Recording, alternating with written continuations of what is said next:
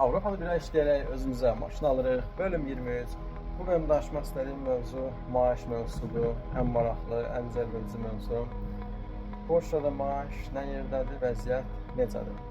Burada bildiyimiz və yaxud da bilmədiyimiz qədər maaş aylıq yox, saatlı hesablanır. Və bu nə deməkdir? Bu deməkdir ki, siz istəsəz 8 saatdan az da işləyə bilərsiniz bəzi vaxtlarda. Yəni, misal üçün, ürəyiniz sıxıldı, işləmək istəmirsiniz.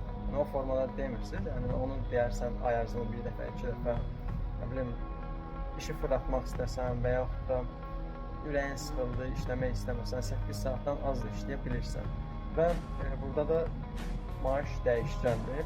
Yəni bu formada yola verdi, işləsəz, nə bilim, yəni həftənin 5 günü və yaxud da 5 günündən az dediyim tempdə işləsəz, maaş burada təxminən gəlir çıxır hardasa aylıq 3000 zlotdan, bu da Azərbaycan pulu ilə eləyir 1348 manat.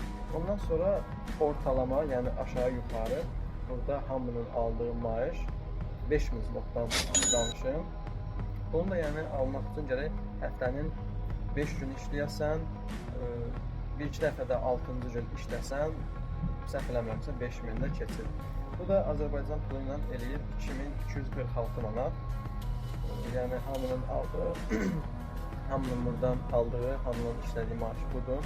Ondan sonra bir də hardcore modu var. Burada da ki aylıq 7000 zlota kimi maaş qalxa bilir. Yalnız burada bəzi əmmalar var. Əmması nədir?